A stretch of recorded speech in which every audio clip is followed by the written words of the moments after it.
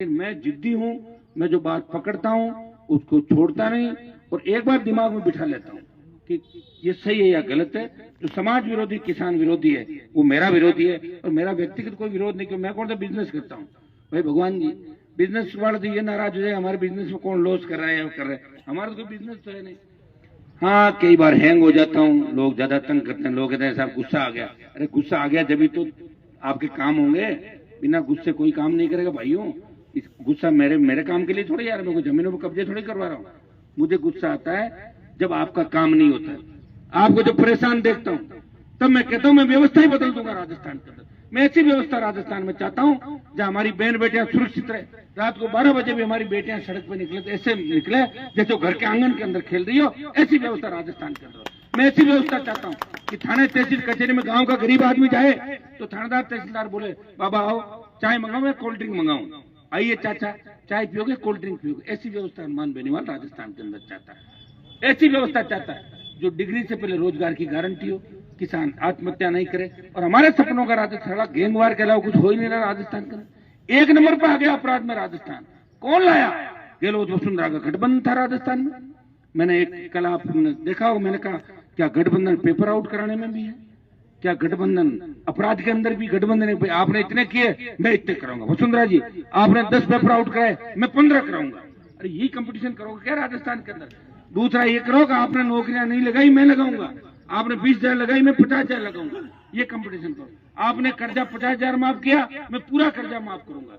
मैं जवानों को रोजगार दूंगा, खाली पद भरूंगा, मजबूत लोकायुक्त बनाऊंगा। इन बातों की कोई परवाह नहीं करता। आपको पता पुत्र मोह के अंदर जब आदमी हो जाता है ना तो धृतराष्ट्र लोग बने और अशोक गहलोत पुत्र मोह में धृतराष्ट्र बन गए। इसलिए अंत निश्चित है इस सरकार का भी। और ये भाजपा के लोग सोच रहे हैं 150 सीटों की, तो भाइयों मैंने तो पूरा राजस्थान देखा, मेवाड़ से लेके तो तमाम इलाके। 150 का तो मुझे नहीं पता, लेकिन अभी तो 50-55 पे चल रही बीजेपी राजस्थान के अंदर। और अगर ठीक रहा, आप मजबूत रहे और नौजवानों ने अगर तय कर लिया कि 23 में सत्ता हमारी खुद की चाहिए, जहां हर व्यक्ति ये कह सके कि मेरी सरकार है, तो आपको सोचना अभी से होगा, तब आपकी खुद की सरकार होगी। मेरा तो क्या बिगड़ना है? मैं तो अब देखो इतना नाम मेरा बड़ा हो गया, 3-4 बार एमएलए रह गया, एमपी बन गया, घर से बना दिया, पिताजी एमएलए रहे। तो मुझे देखो सत्ता का शौक होता तो मैं तो आ जाता सत्ता का। मुझे पीड़ा आप लोगों की है। लोग मुझे कहेंगे कि वो हनुमान था जिसने पार्टी बनाई, क्या आ गया क्या सत्ता में? तो मुझे गाली देने का मतलब ही आप सबको गाली होगी कि वो हनुमान था, क्या कर लिया उसने? सत्ता छोड़ी और ऐसे ही घूमता रहा। तो भाइयों ये आप लोगों को तय करना है कि आपकी लड़ाई कौन लड़ रहा है, किसान की लड़ाई कौन लड़ रहा है, शेड्यूल कास्ट की लड़ाई कौन लड़ रहा है। अभी जितने ट्राइबल के बिल थे लोकसभा के अंदर, मेरे इलाके में ट्राइबल के वोट बहुत कम है, शायद 5-7 हजार होंगे नागौर में, लेकिन सबसे ज्यादा ट्राइबल के बिलों पे सबसे ज्यादा हनुमान बेनीवाल पैरोखारी कर रहा था।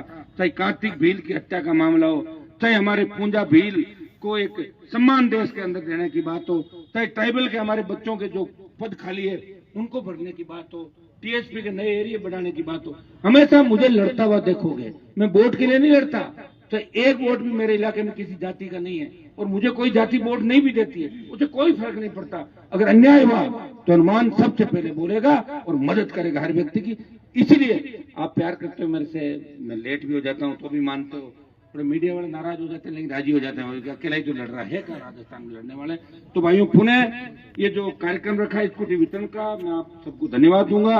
और अच्छा कार्यक्रम आपने आयोजित कराया, समाज कल्याण विभाग ने, पूरी टीम ने, और जितने लोग आप आए सबको आपको धन्यवाद।